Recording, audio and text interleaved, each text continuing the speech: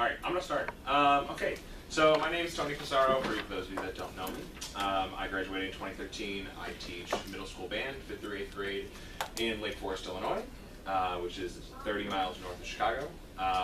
And so the last couple years I've done the road to your first job, so from paper to interview. So we're gonna go through how to build a resume, and then kind of the process for typical interviews, what I did for interviews, some good questions to ask, some things not to ask.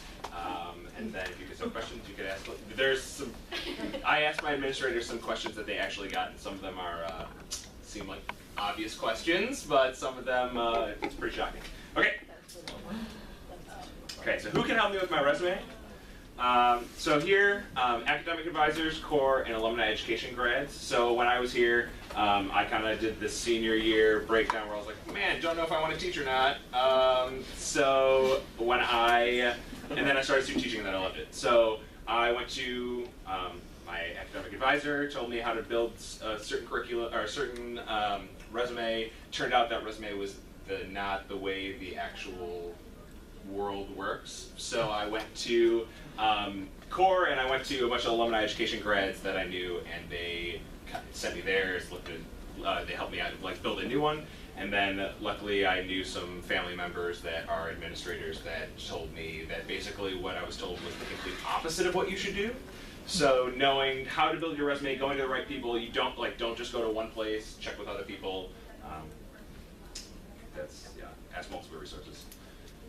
Okay, resume advice. No more than 2 pages in length, no exceptions. I was told, because I was like, oh, I want to put everything that I'm good at, and this is the time to sell yourself, and I was involved in like everything under the sun. But if it's any more than 2 pages, they're just gonna be like, wow, this is a book, I don't want to read it. So it goes in one pile. So tailor your resume to the job you're applying for. It's not a one-size-fits-all.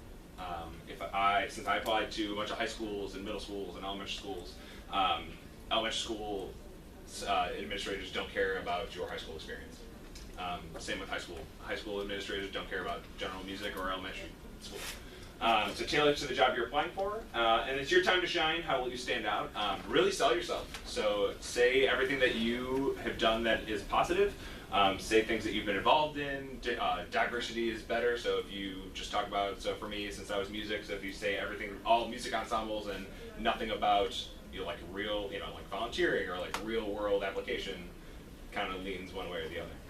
So tailor it to whatever job you're applying for. So this is the order of what I was told by a bunch of administrators. Education is on the front page, first thing. So that would be your degree, your GPA, honors, awards, scholarships, whatever, and then expected graduation date. So they know right away that you have a degree and where you're getting it from. Number 2, teaching experience, clinical, student teaching, tutoring, private lessons. They want to know, what have you done? So what is the best, where have you done your experience? Did you do it in are you applying for a high school job and you've never done clinicals or worked with high school kids before? Or are you, I had the opportunity to teach at a high school, and then I did private lessons on the side. So I was able to work on a one-on-one scenario with a bunch of students as well as large classes. Number 3, leadership opportunities. If you are involved with admissions or working with students with diversity or captain of the swim team or volleyball, if things that you have had the time to shine, since in the classroom you're going to be a leader, they want to know how you handle yourself. Then the last 2 is professional affiliations and references. When I was told references should be on the front page, and nobody cares. References should be at the way bottom, and the administrators that I talked to said we don't want to look at references until we think if we like what we see, then we'll contact your references, but it should not be on the front page. So professional affiliations, then references. Questions about the order? Awesome. Our resume is done. Now what? It's time to get the word out. I don't know so I followed Caitlin last time, the last couple of years, and she said she applied to like 120 ridiculous places. I applied to 15. I applied to 15 and I got 2 job offers in the same day. So doesn't matter how many you apply for, but she's right in the fact that once you do it, you just want to send it out. Online applications and AppleTrack are the most common. So I have never filled out a paper application before for teaching scenario. And so on there, a lot of AppleTrack is just an online database where you put in, it's just a regular resume, but since a lot of districts nationwide use it, you can import the applications, and so you don't have to do like 50 of the same ones, you can kind of import it. I also made a Word doc of, there's questions like, what do you think makes an excellent teacher? And I would copy that and paste it into a Word doc, and anytime that question came up, I would just, so you could just kind of get the applications rolling. A lot of them are the same 6 questions. What makes an excellent teacher? How do you differentiate instruction? What would you do with this scenario? And it's literally word for word. I would just take it, do it again, and as you learn, update it. So if I applied for a job now, I would have different things to say when I was 22 and just graduated. Job fairs, that's how I got my job. Pros and cons. So job fair, if you guys don't know, there's one at NIU, there used to be one in the northern suburbs at Stevenson High School, that's where I went to, all over job fairs, international and national. So job fairs is basically speed dating with applications. So when you go, it's, I don't know, like 20 to 50 schools that have administrators or teachers sitting there, and you wait in line to talk to, it's basically a face-to-face interview, initial interview. It's awesome, actually. It is because it is kind of scary, but it's your job. Otherwise you're just a piece of paper. So for me, what I tell people is that if on paper I'm like everybody else, but once you meet me, I can kind of do the job. And so the pros is that you get to actually meet people. The con is that if you want, I want to work in the Chicago suburbs, I want to teach at Lake Forest High School, and you're going to wait in that line for, it could be the entire time of the thing. So you could be there in line for an hour and a half at 2 places and see only 2 people, but the upside is that you actually got a face-to-face. So that's how I got my job. Met the principal at the time. He called me in for another interview. I'll talk about it later. And then LinkedIn. LinkedIn was kind of just starting up for, in regards to education, not many educators I knew with, potential educators were getting LinkedIn's, but it's also just an online resume. So I made one that has all of my same order, school, teaching experience, what I'm looking for, where I live, just another way to get the word out. Once I apply, what do I do next? Follow up your application with an email or a phone call. So when I was doing it, I applied to 15 to 20 places, and every time I would just send an email saying, hey, just recently applied for this band director job, just want to introduce myself. I was just wondering, what the status of the application is, when do you hope to have it filled, thank you for your time. And I would do that for the 15 to 20 places I would apply to. The second one, if given a timeline, email or call after the date if you have not heard from them. That's totally acceptable. So if they say we're going to let you know by February 20th, and you don't hear from them, you can call them on February 22nd and say, hey, I recently applied for this job, just checking to see the availability, and they'll either say, hey, we're kind of behind the 8 ball on this one, we'll let you know, or sorry, we've already been interviewing you, which, for better or for worse, you hear one way or another. And then go back to applying. Always good to apply. Ask Caitlin. All right. I got an interview. How should I prepare? So here's my interview tips. Actually, I'm going to go in. How do you zoom? There it is. Let's call that this. Okay. Anyway, interview tips. Always be professional. Start and end with a handshake. George, it's how you present yourself. I think it's 7 seconds is the first impression that you make. So this right away, always be professional. Number 2, talk clear and precise. Try not to ramble. I'm really good at rambling and talking. I just talk a lot. So being clear and concise. Hi, my name's Tony. Nice to meet you. I grew up in Elkhorn Village, Illinois. This is why I think I should be an educator. Number 3, make sure your answers put the student first. Remember, every student can learn, and you are responsible for that. A lot of these tips are from administrators or teachers that have much more experience than I do. And so all of your answers should be student first. Any student can learn. It's never their fault. I've had colleagues that say, well, this student just can't, they're just not understanding. Well, they're not trying hard enough. Because I have plenty of students that struggle but do well. Number 4, avoid answers that begin with I would do this or I would do that, which is very difficult with minimal experience. You may get there in an answer but never lead with it. So always draw on student teaching, or I had a tough time because I was interviewing for jobs while doing student teaching. I did it in the spring of my senior year instead, just because of the way things worked out. And so I would want to say, well, in this scenario, I would want to do this. They like to hear that, but they want to say, hey, at my student teaching, I actually had the opportunity to work with 3 kids, and they were doing this and this and this. I feel like it's similar, so this is what I would do. Never lead with it, finish with it.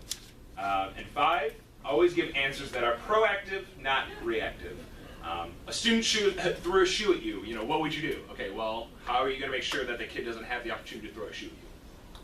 Okay, I know that sounds like pretty far-fetched, but in elementary school or middle school, some things happen that I don't even know how happen. It's the truth. Possible interview topics.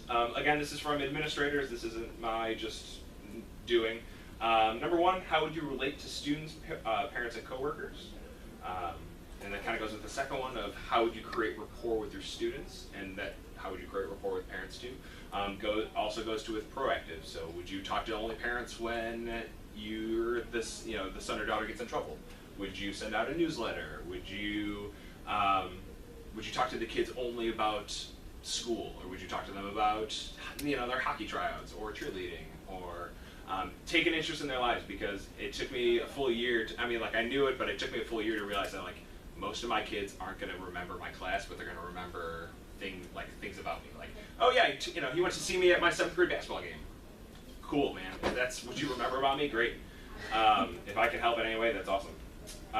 3, building positive relationships. So the first 3 are all kind of similar.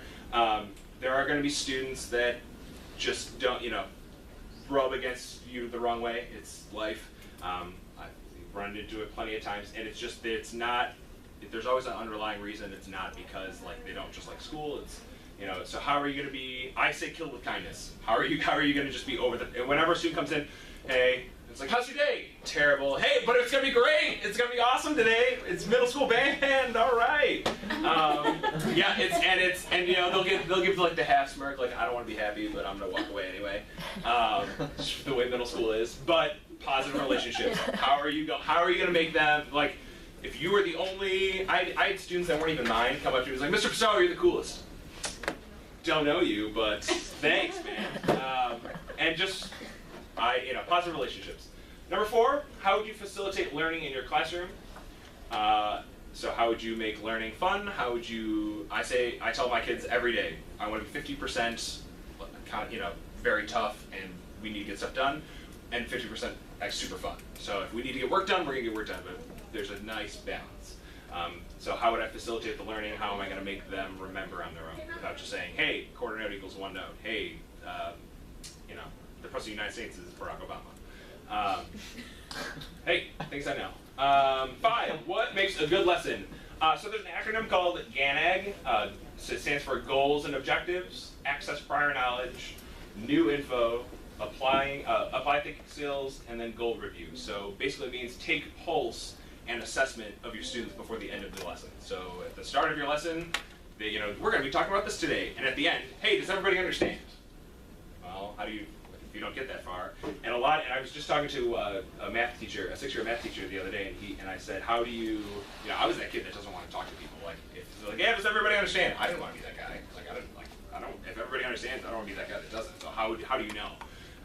So how are you going to figure out if the lesson's going well, if they're understanding before the end? Empathy questions and behavior management. So how are you going to relate to the student if you've never been in their situation before? Always listen. And the behavior management, what have you done in student teaching or clinicals, not what would you do?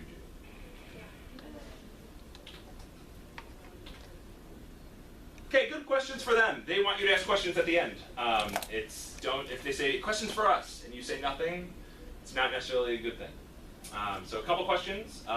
1, is there a mentor program in place for new teachers? Most schools do, not all of them do. So you want to know once you're there, are you going to have somebody that's going to help you out, or are you on your own? And for some new teachers that might not be as extroverted as myself, it's very hard to ask questions. Especially if you want to feel like, well, I don't want to keep running to the principal every time I have a question.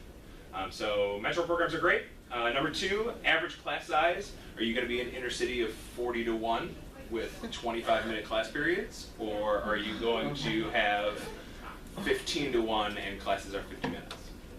Something to know. Number 3, professional development opportunities during the year for all teachers.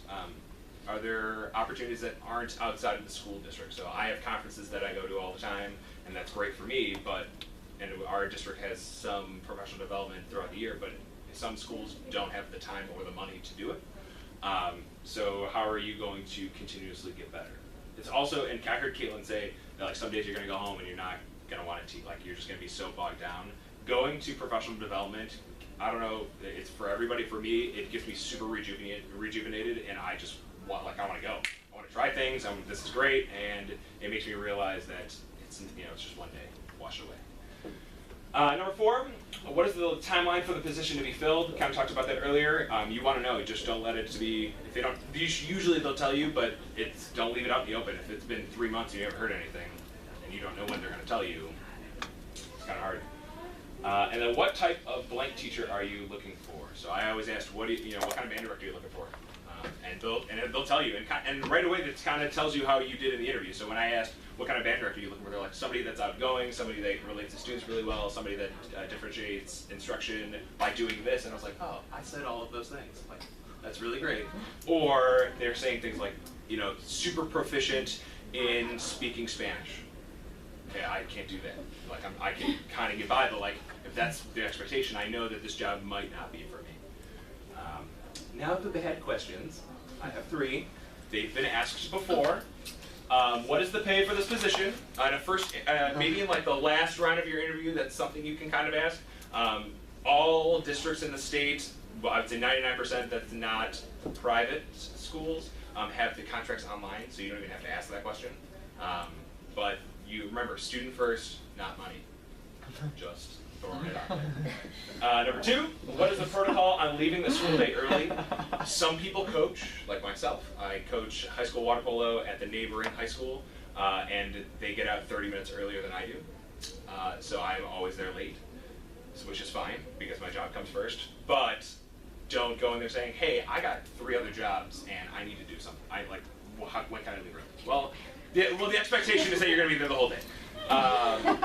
It's questions that have been asked. I'm just saying. And then, do you do background checks? I don't. Self-explanatory. That it was actually asked. Yikes. So you shouldn't be a teacher. All right. Tips from administrators. So I asked both. All right. So I have the job I'm in is 5th through 8th grade, a 5-6 school and a 7-8 school that's connected that has 2 principals, 2 assistant principals. So I asked all of them what they thought. And they said, 1, apply everywhere, don't limit yourself. Charter schools, private schools, public, rural, urban, in-state, out-of-state, don't be afraid of urban schools. Urban schools show resilience, management, engagement, communication. They show your strengths as a teacher. It's also really good if you're on the fence of whether you don't know if you want to be a teacher or not. That's also a really good way to figure it out quick. Number 2, any experience is huge. Being a TA, part-time, tutoring, coaching, you just need to get foot in the door any way you can. The 3 people that I started my job with in my mentor program, they were TAs, and now they all have full-time jobs at the school that I teach at. So even if, don't just look for full-time jobs, because unfortunately sometimes they're not out there. But TA positions are excellent ways to get in the door. Number 3, the more certifications, the more doors open. Again, you need to get a foot in the door, not necessarily degrees. So certifications as in if you're elementary education and you have a middle school math endorsement, that helps. 1, it can help keep your job if they're looking to get rid of people just because of numbers. And it's also a way that says, you now have K8 instead of K5 or K6. Have an open mind and be flexible. Beginning, don't have the mindset of I'm only going to apply in this region and only going to teach these grades. It's a very small window of jobs. At least for music, there's only usually 1 in a building, maybe 2.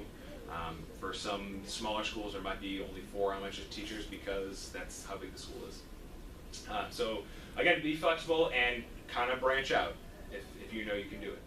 6, get back to that one. I'm not going to talk about it right now. And the 7, the more people involved in your interview process, the better the job. I never thought about that. If you have 10 people in on your interview, that means that districts really wants to know who they're hiring and how seriously they're taking the job. So very important. All right, so my journey. I started at the Lake County Job Fair with an initial interview, 5-10-minute interview with the 5-6 principal. Then I did the online application, and then they called me in for a second interview that had a teacher panel of 6 of all music teachers, 2 band directors, 2 orchestra directors, the choir director, and the general music director, and the principal. So all general education questions with some concert-related questions, so it's kind of a lot. And then the third interview, they made me teach for an hour and a half. They made me teach a 6th grade jazz band that had 4 kids that just decided, because it was extracurricular, and they just decided to show up. 6th grade clarinet lesson and an 8th grade concert band. So all of parts of my job I had to teach. So an hour and a half of teaching, and there was no lesson plan provided. The day of, they said, what would you do? Here's the material that, here's what you're going to be doing, so good luck. Okay. And then the decision was a week later. So that's how I got the job I'm currently at. I also got a job offer in an elementary school job a mile from my house the same day, and so I actually accepted that job, called Lake Forest, said, hey, I just got offered a job. They offered me the job, and here I am. So 3 years later. Start applying. I'm gonna, if you guys signed if it went around and signed it, I can share this presentation with you. It's got all of the stuff. If you guys have questions, feel free to email me. Questions about anything? John. Do you know if actual, as part of the interview, you said the third part was actually teaching. Yeah. Do you think that's common for most positions, or? I would say, the 2 interviews that I actually went on, they both made me teach. So I had to teach a 30-minute kindergarten lesson, and the school didn't have music for kindergarten. So they were thinking about implementing a kindergarten music program. So they said, hey, teach a kindergarten music lesson. I was like, great. So I was like, oh, they already have music. So I get in there, I'm doing my thing, kids love it, leave, they're like, yeah, by the way, we don't have music for kindergarten. I was like, okay, so I did that for 30 minutes, and then I taught there for a long time. So it might not be an hour and a half, but I don't want to say good schools, but most schools that have good resources and a lot of people in on your interviews are going to have you teach. This might be a dumb question, but nope, no dumb questions. When you went to your interview, did you bring a printed out portfolio, and what was in it? I did. I brought out, so I have a portfolio. I had my resume, I had 3 letters of recommendation. I had my, Schroeder prints out a sheet that says, they want to see a teaching license, but you don't have one yet. So he printed out a sheet that says, this is a letter confirming that Tony's going to, we assume that he's going to pass get his degree on May 20th of this year, signed. If you have more questions, here it is. So they need something that's printed out that says you're going to be a teacher. In the back, I had unofficial transcripts if they asked. And then, what did I have? Oh, and I put a couple of awards if they, just in the back if they needed it. Mostly just resume, letters of recommendation, unofficial transcripts, and that letter that says that you're going to graduate. Should we put an example of lesson plan in here? Yeah. Or stuff work that we did, or just not necessarily? To be honest, I'm not sure. I put in for music, I put in 50 pieces of literature that I would pick for the band, so they would know that that's the type of thing that I would kind of have knowledge about. But to be honest, nobody looked at my portfolio. I brought it with me and nobody took it. They wanted my resume. And they wanted the letters of recommendation, but that's uploaded to AppleTrack. So the 2 interviews I went on, they printed out everything. So I said, hey, I have these extra copies, and they're like, we already have them. Okay. So make it look nice and neat and organized, but they might not even look at it. So yeah, I might not be the best person to ask. I haven't been in an interview in 3 years. Who were the letters of recommendation from? My 3 were from my academic advisor, one of my professors who was my band director, and my 3rd one was actually, I worked for admissions, so it was the dean of admissions at the time, who's no longer here. So I got 3 very different ones, but three professors that you feel know you the best. I felt like they knew me the best, and the third one for the dean of students, he knew me in a different capacity than music education student.